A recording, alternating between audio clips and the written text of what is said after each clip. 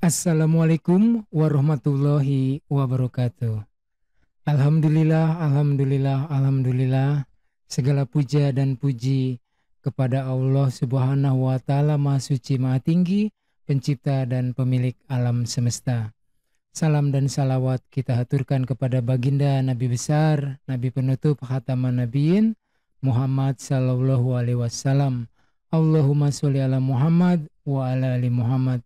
Juga doa kita panjatkan kepada keluarga beliau, para sahabat beliau, serta kita semua umatnya yang sangat dikasihinya dan sangat dirindukannya. Ikhwan fillah, straighten up and fly right, flying solo. Kali ini kita akan membahas tentang fitnahan-fitnahan ataupun hujatan-hujatan ataupun pikiran-pikiran negatif ya. Tiga langsung kita gampar sekaligus ya. Yang pertama si Sofiatul alias Bekatul Al-Bahlul dan juga seorang dokter ya. Sayang sekali ya kalau dokter itu mengambil referensi dari seorang yang tidak jelas keilmuannya, tidak jelas keberaniannya, pengecut ya, hanya ngumpet. Saya ini khatam ya soal kebencanaan.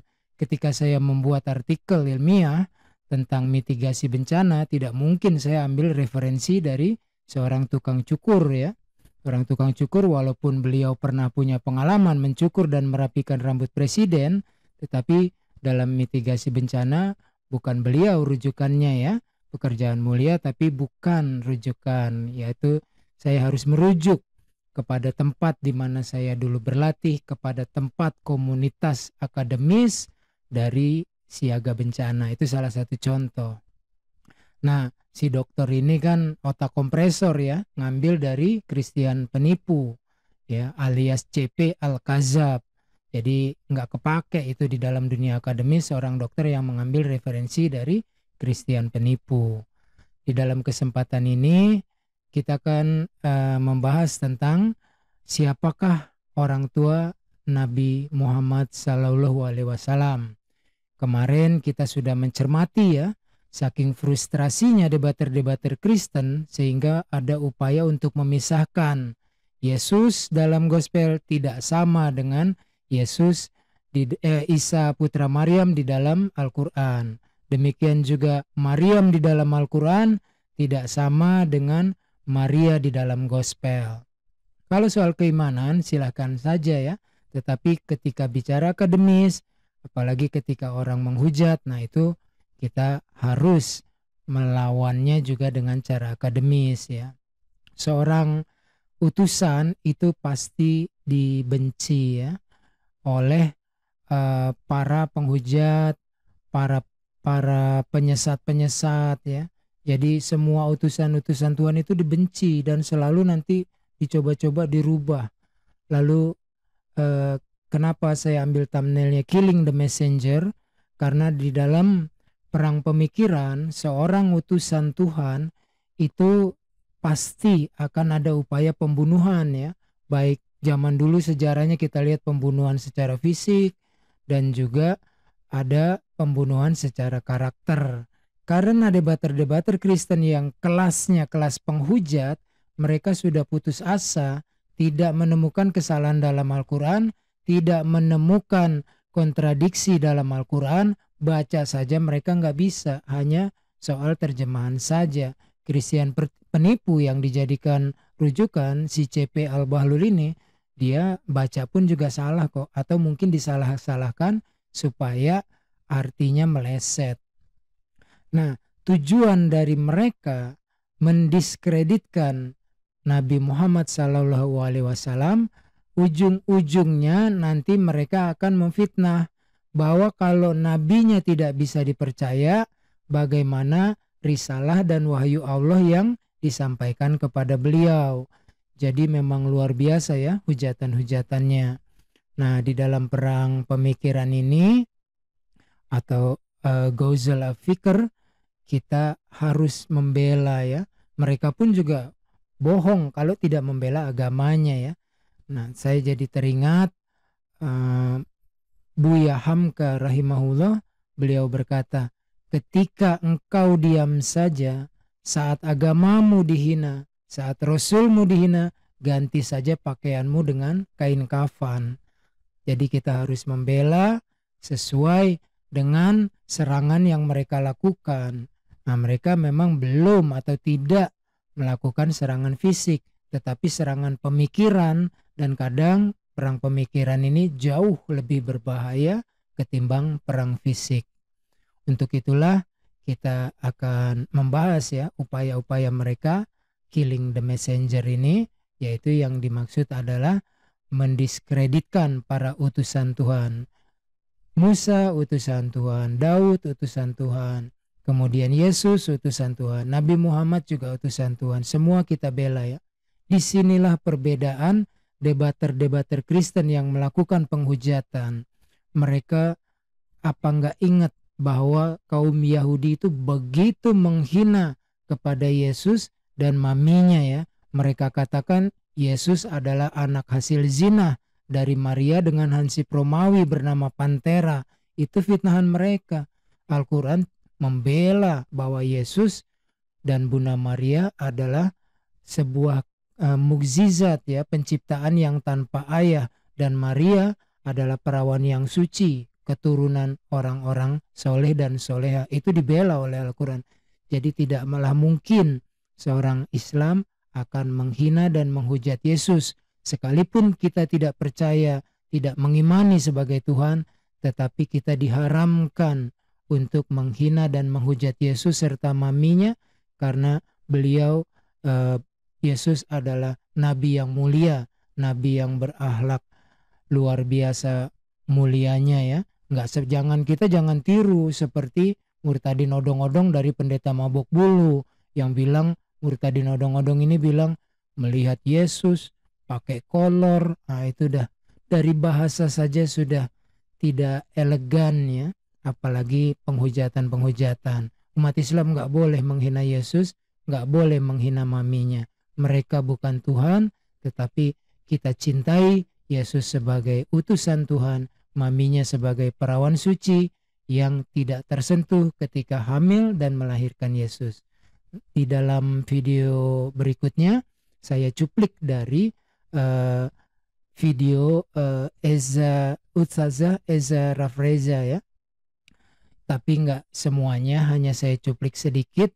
Rekan-rekan nanti silakan saja kunjungi, dan yang belum subscribe ke channelnya Ustazah Eza Rafreza. Bagus ilmunya, sangat bagus, visualnya juga bagus.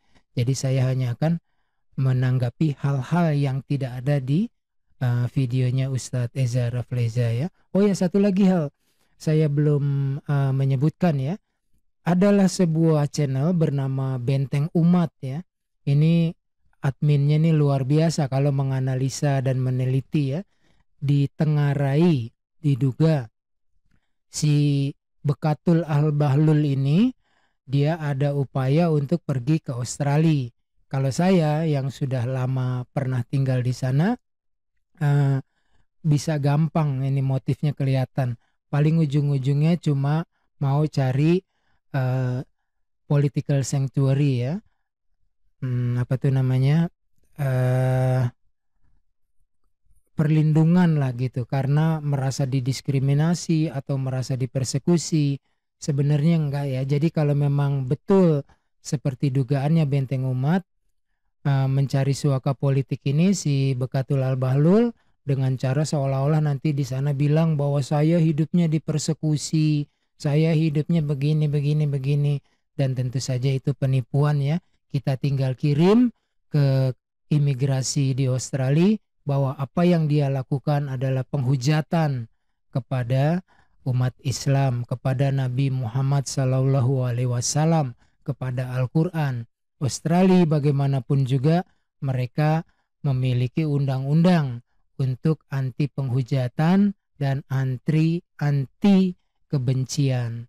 Jadi sekali lagi, kalau orang tidak memerangi, kita tidak boleh memerangi. Tetapi ketika orang memerangi Islam, ketika orang memerangi dan menghujat Nabi, semua Muslim pasti akan membela. Jangankan Nabi, presiden yang dipilih secara sah, kemudian ada upaya-upaya tidak sah menggulingkan, tinggal bilang kok sama umat Islam, pasti seluruhnya umat Islam di Indonesia membela. Apalagi kalau nabinya yang dihina, pasti seluruh umat Muslim bahkan di dunia akan bangkit membela. Gitu ya, kita lanjut nonton videonya.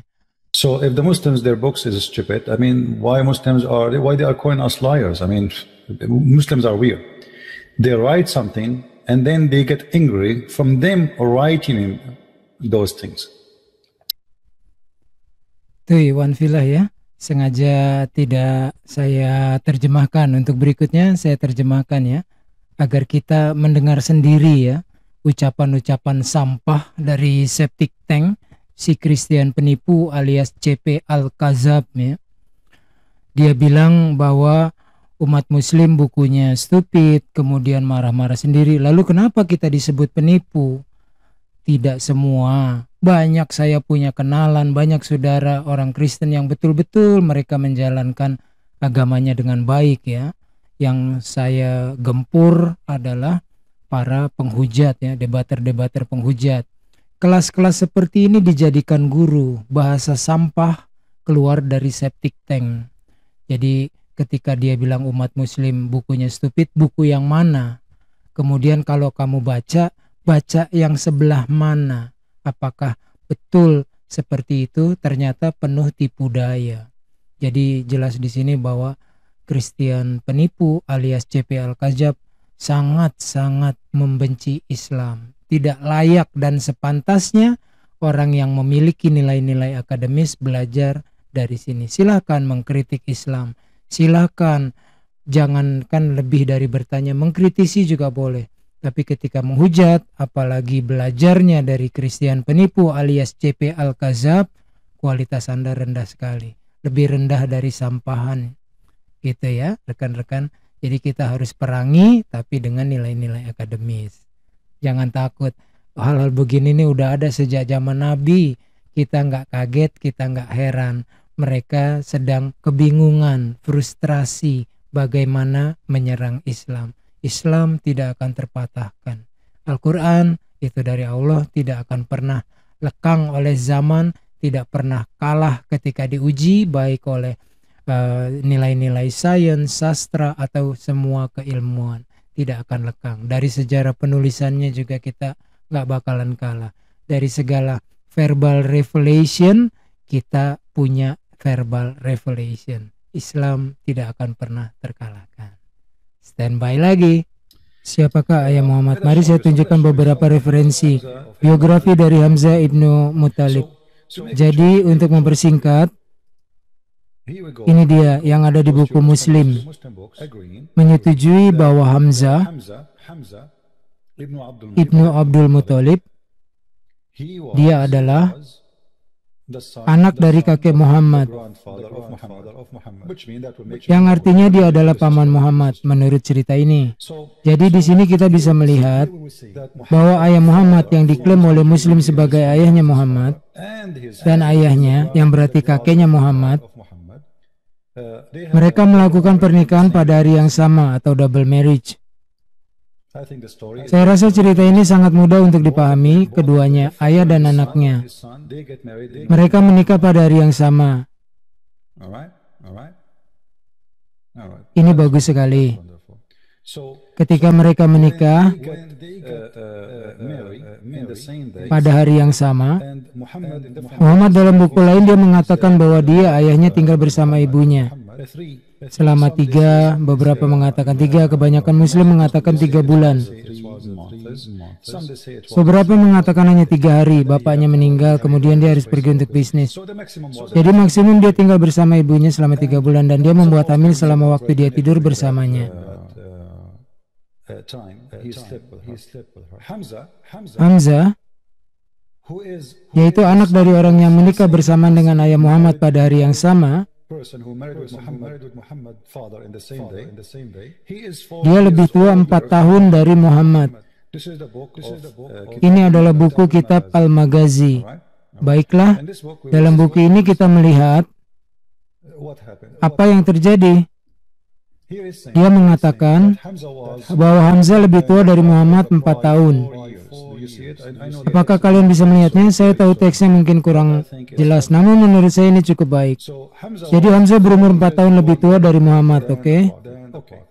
So let us Mari kita hitung-hitungan. we have two guys Kita punya dua orang yang menikah pada hari yang sama, in the di malam yang sama. one of them Salah satu dari mereka he died. meninggal setelah beberapa bulan.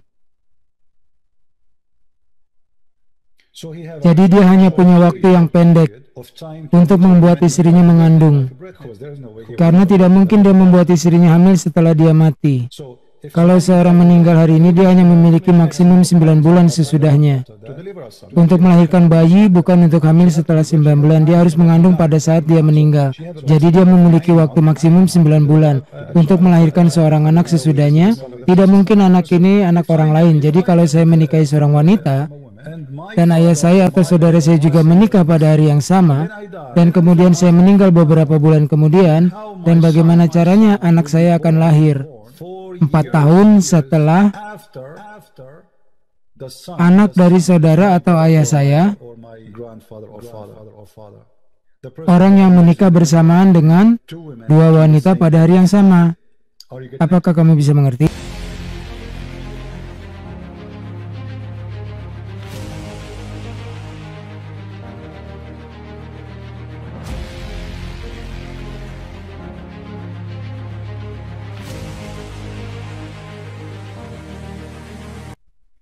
Ikhwan Filah, itu tadi dari Christian penipu ya, alias CP Al-Kazab. Untuk selanjutnya kita akan tonton, ini sebenarnya video lama ya, cuma di-upload ulang sama Ustazah Eza Rafreza, tapi bagus ya untuk pengetahuan kita, sehingga kita kalau di fitnah Nabi kita bisa membelanya secara akademis. Data-data kita kuat, Islam itu sangat kuat literaturnya. Tidak ada ilmu seperti yang pernah Islam bangkitkan ya, dari zaman kegelapan seluruh umat manusia. Begitu Al-Quran turun, semua ilmu jadi terangkat. Contohnya satu saja, tentang pengambilan referensi. Kita bisa ambil contohnya dari para ulama-ulama kita ketika mengumpulkan hadis, pengumpulannya, metodologinya sungguh luar biasa itu ya. Itu yang dicontoh sampai sekarang, itu bagaimana cara mengambil sebuah ilmu, sumbernya dari mana, lalu pengujiannya dari mana. Jangan seperti ada nih seorang dokter ini, nanti kita lihat videonya, ngakunya dokter tapi otak kompresor. Sangat menjijikkan kalau seorang dokter mengambil referensi dari Christian penipu alias CP Al-Kazab. Yuk kita lanjut, Flying Solo.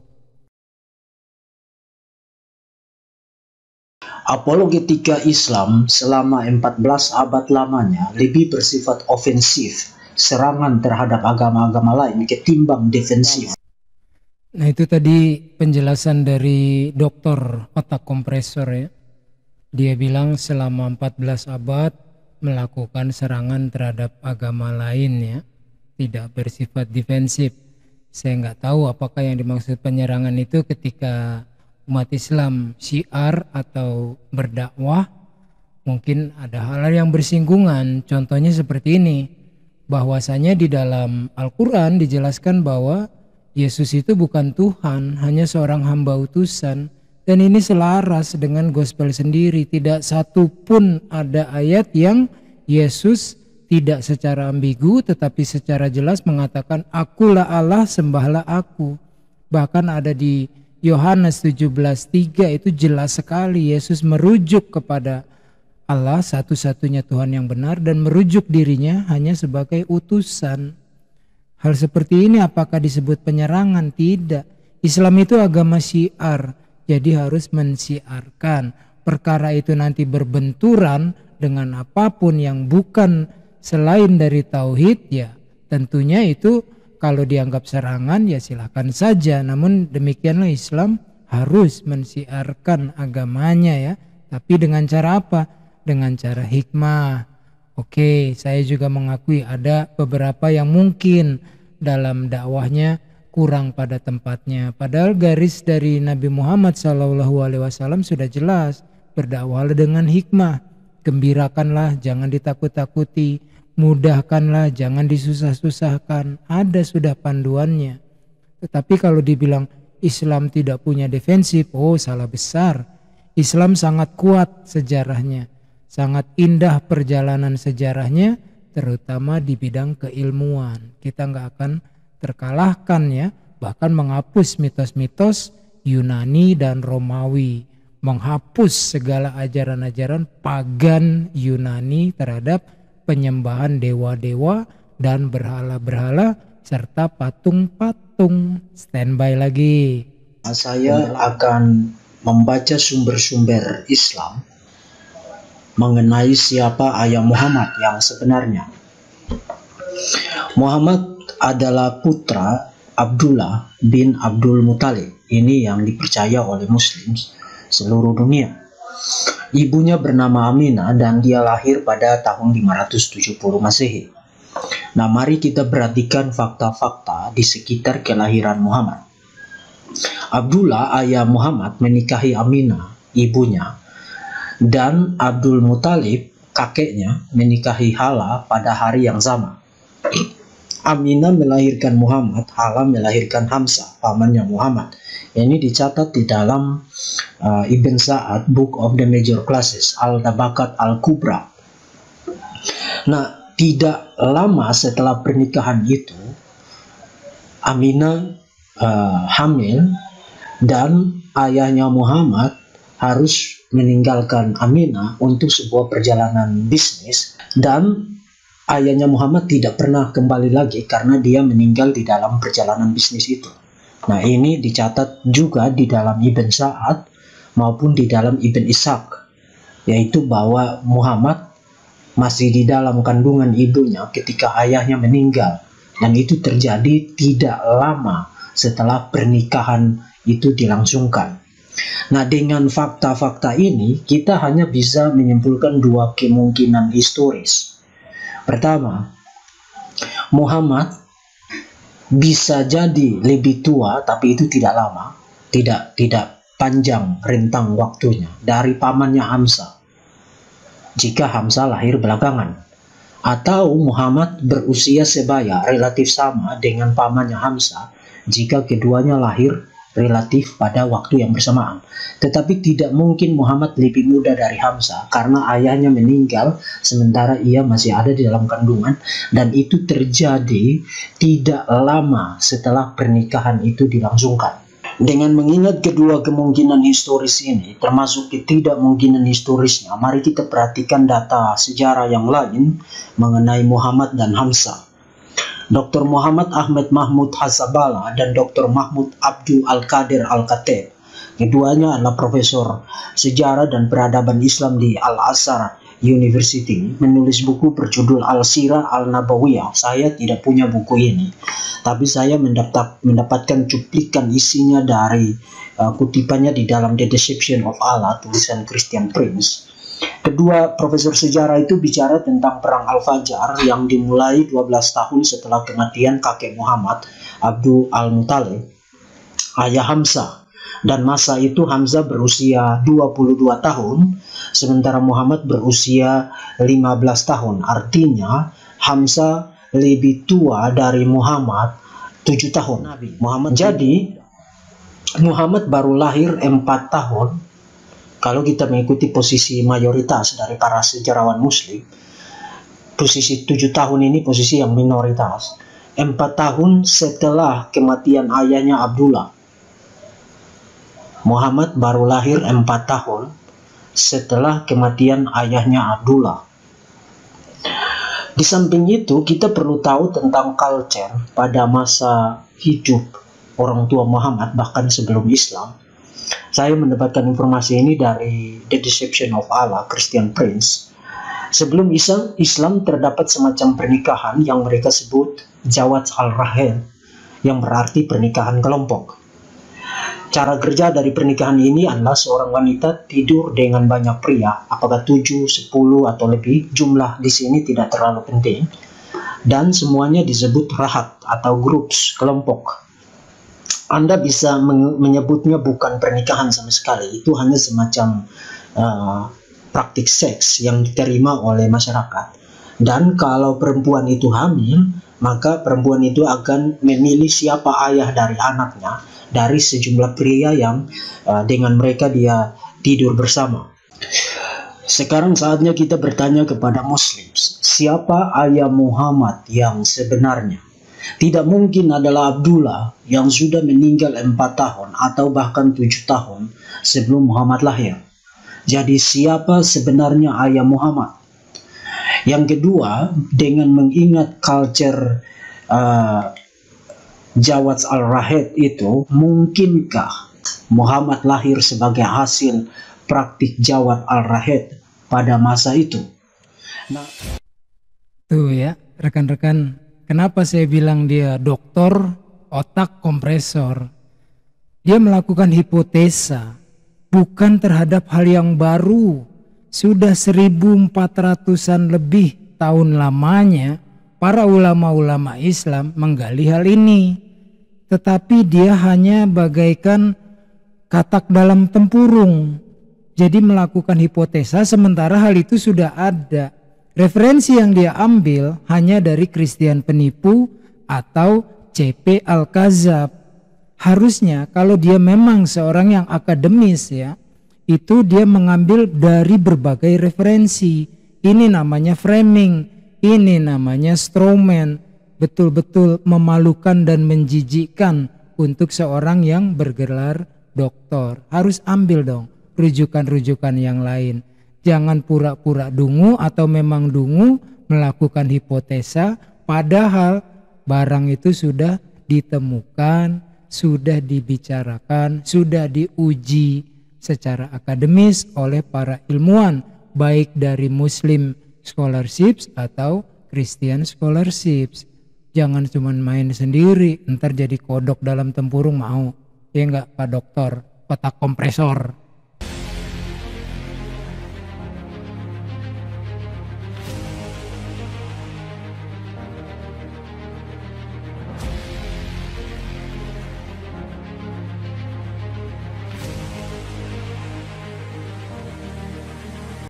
Alhamdulillah akhirnya selesai juga ya Ikhwan Fillah.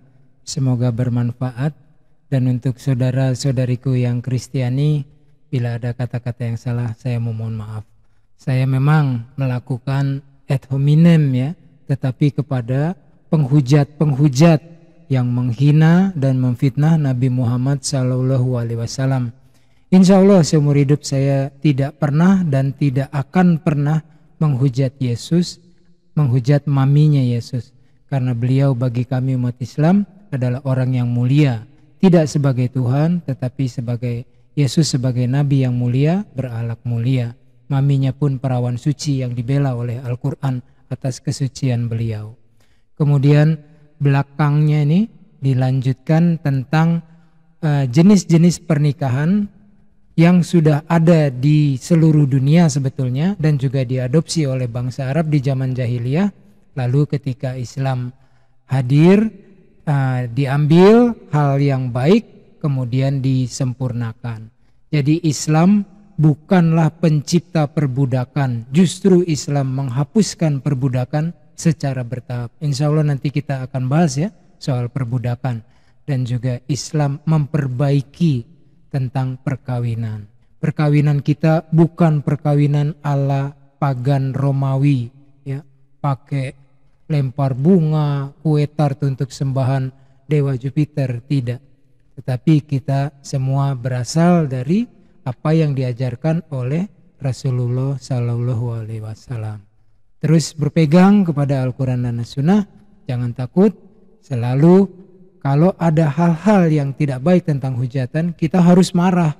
Tetapi marahnya kita lihat serangan mereka, serangan perang pemikiran. Kita juga lawan dengan perang pemikiran. Serangan mereka mencoba dari sisi akademis, padahal berantakan, babak belur.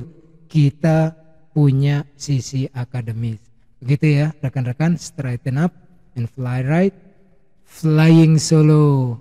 Wassalamualaikum warahmatullahi wabarakatuh. Di dalam video tersebut, para pemfitnah Rasulullah ini mengutip beberapa sumber, kemudian dianalisa dan diberi label bahwa bapak Rasulullah Shallallahu Alaihi Wasallam tidak jelas dan Rasulullah adalah anak haram. Nauzubillah. Tapi saya tetap salut dengan ketelatenan mereka dalam mencari dan menyebarkan fitnah-fitnah. Nah, apakah umat Islam marah? Jelas sangat marah. Tapi apakah cukup dengan marah? Ya enggak lah. Yang kita utamakan adalah mencari jawaban dari semua itu. Semoga Allah Subhanahu wa Ta'ala selalu memberi kita kemudahan dalam memahami petunjuk-petunjuknya. Amin. Nah, sekarang mari kita bahas fitnah murahan ini.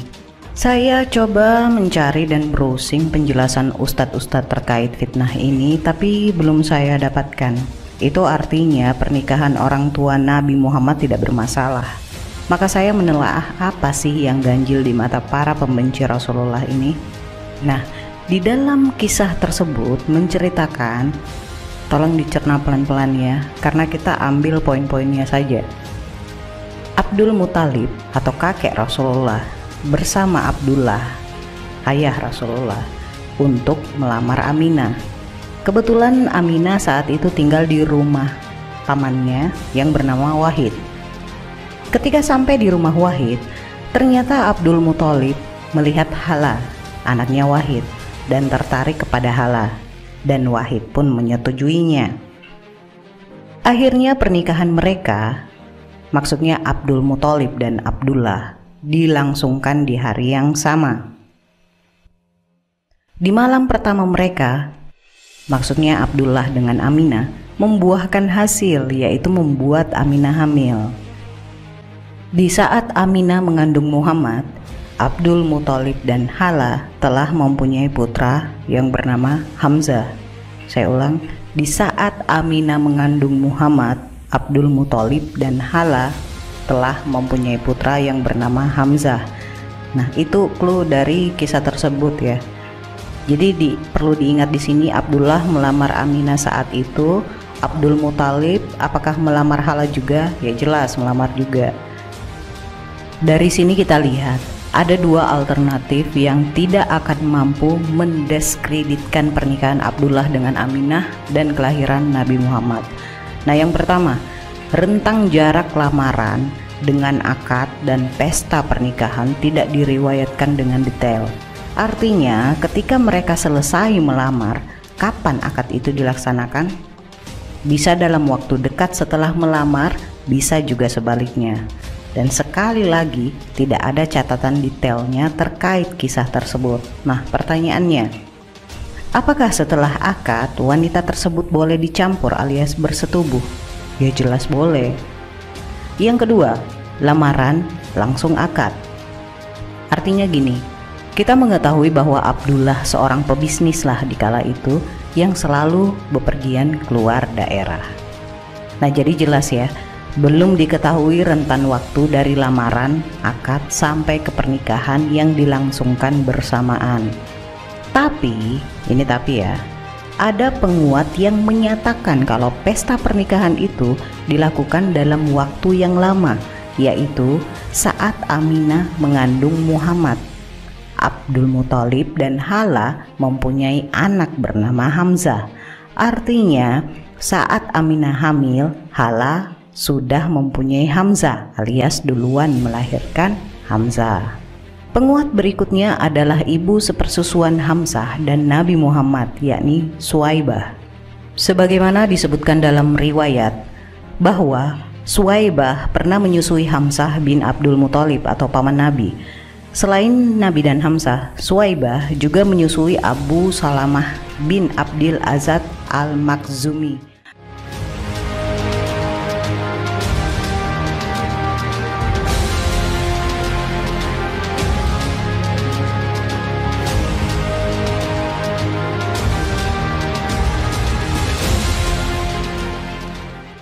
Oleh karena itu, Nabi, Hamzah, dan Abu Salamah adalah saudara sepersusuan karena sama-sama disusui oleh Suwaibah.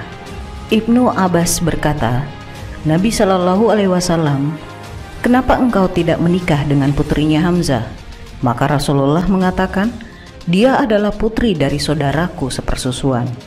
Hadis riwayat Al-Bukhari dan Muslim. Jadi kesimpulannya, tidak seperti yang ada di otak para pembenci Rasulullah ini ya. Karena hanya melihat mereka melangsungkan pernikahan bersama-sama, kemudian keduanya hamil, maka rentan usia Hamzah dan Nabi Muhammad harusnya bukan 4 tahun. Lagi-lagi karena mereka menelan mentah-mentah dan tidak paham.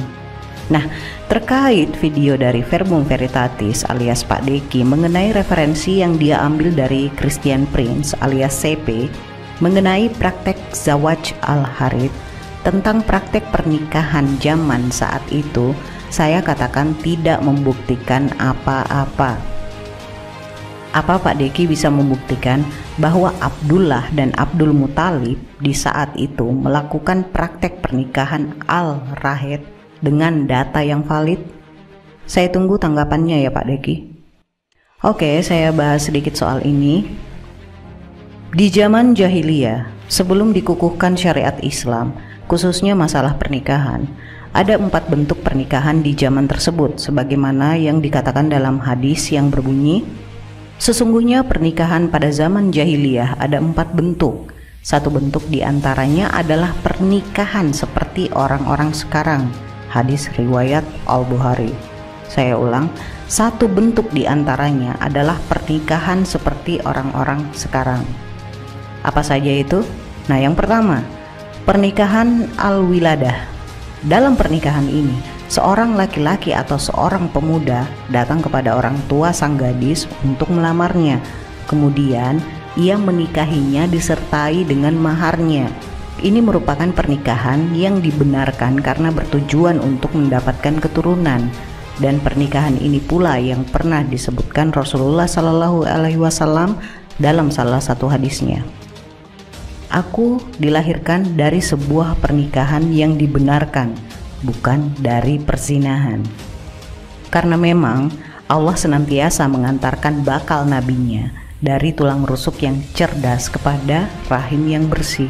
Nah, ini lengkapnya bisa dilihat di Al-Mawardi Al-Hawi Al-Kabir jilid 9 halaman 6 ya. Yang kedua, pernikahan al-istibda. Dalam pernikahan ini, seorang suami meminta istrinya pergi kepada laki-laki terpandang dan meminta dicampurinya. Setelah itu, si suami menjauhinya dan tidak menyentuhnya lagi hingga terlihat hamil oleh laki-laki tersebut. Hal itu dilakukan semata karena menginginkan keturunan yang bagus dan luhur. Ketiga, pernikahan al-Rad. Nah, ini yang dimaksud Pak Deki atas kutipan referensi CP ya. Dalam pernikahan ini, sekelompok laki-laki kurang dari 10 orang bersama-sama menikahi satu orang perempuan dan mencampurinya. Setelah hamil dan melahirkan, si perempuan mengirim utusan kepada mereka. Tak ada satupun di antara mereka yang menolak datang dan berkumpul. Di hadapan mereka, si perempuan mengatakan, "Kalian tahu apa yang terjadi di antara kalian denganku? Kini aku telah melahirkan, dan ini adalah anakmu, hai Fulan," sambil menyebut namanya. Si perempuan menasabkan anaknya kepada seorang laki-laki, dan laki-laki itu tidak bisa menolaknya. Nah, sedangkan yang keempat adalah pernikahan al-rayah. Dalam pernikahan ini, sejumlah laki-laki datang ke tempat para perempuan sundal. Sebagai tandanya, perempuan-perempuan itu menancapkan bendera al-rayah di depan pintu rumah mereka, sehingga siapapun laki-laki yang melintas dan menginginkannya tinggal masuk ke dalam rumah. Jika salah seorang perempuan itu hamil dan melahirkan, para laki-laki tadi akan dikumpulkan. Mereka akan membiarkan seorang qaif, seorang yang pandai mengamati tanda-tanda anak dari turunan siapa. Setelah itu, sang qaif akan menasabkan anak tersebut kepada seorang laki-laki yang juga disetujui si perempuan. Tidak ada seorang pun di antara mereka yang bisa menolak anak tersebut.